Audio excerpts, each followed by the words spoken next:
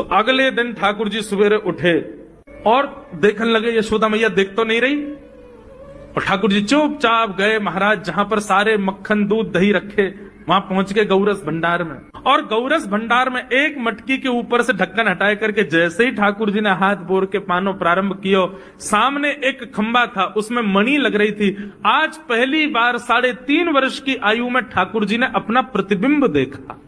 ठाकुर जी ने जैसे ही प्रतिबिंब में अपने रूप को देखा, अपने रूप को देख करके ठाकुर जी बोले, हो तू भी आयो यहां चोरी करवे? अपने आप से ही बात कर रहे हैं ठाकुर जी। अरे मैंने कही तो हती अपने अपने घर में चोरी करनी है, तू दारी के मेरे घर में आगो चोरी करवे? ठाकुर जी अपने प्रतिबिंब से बात कर रहे हैं। अब गौरस भंडार में ठाकुर जी की आवाज गूंज रही थी और वो गूंजते हुए रसोई घर में जा रही थी। रसोई में मैया ने सुनी, बोले ये लाला कहां ते बोल लो है? उठ गयो कन्हैया? मुझको पतो भी ना चली, नूपुरन की आवाज ना आई। मैया दौड़ करके गई तो देखा ढूंढते ढूंढते गौरस भंडार में ठाकुर जी अपने प्रतिबिंब से बात कर रहे हैं। कितनी सुंदर झांकी है ठाकुर जी की। ठाकुर जी मक्खन पा रहे हैं। बोले अच्छा अब आ तो गयो है यहाँ पे, लेकिन सुन चुपचाप चोरी करके भाग जाइयो, मेरी मैया बहुत मारेगी तोकू।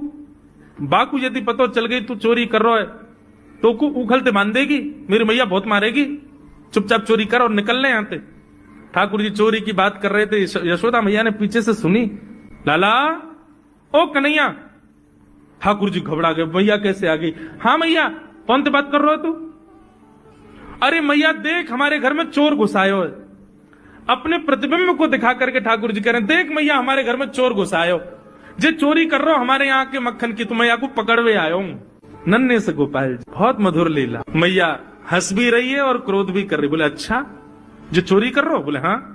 चल याकू तो मैं पकड़ लूंगी, लेकिन जे बता तेरे हाथ में मक्खन कैसे लगो? तू तो याकू पकड़वे आयो ना। अब मैया याकी मैं कहा बताऊं, तेने मेरे हाथ में पद्मराग के ऐसे ऐसे बढ़िया कंगन पहना रखे हैं, कड़ूला पहना रखे हैं सोने के। जब मैं धूप में निकलूं ना तो धूप की किरण से मुंह को बहुत जलन है जाए हाथ में।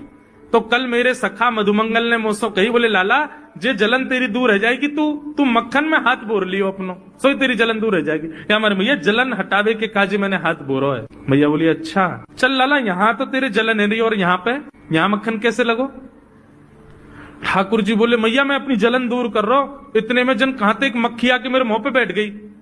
बाकू उड़ावे के काज मैंने जैसे मुंह पे हाथ किया सो मक्खन मेरे मुंह पे लग गो। मैया बोली लाला तू चोरी भी करन लगो और अब झूठ भी बोलन लगो मुझसे। ठाकुर जी ने ग्वाल वालों से कहा भैया मिशन फेल हो गया, घर में तो चोरी नहीं कर पाए हम।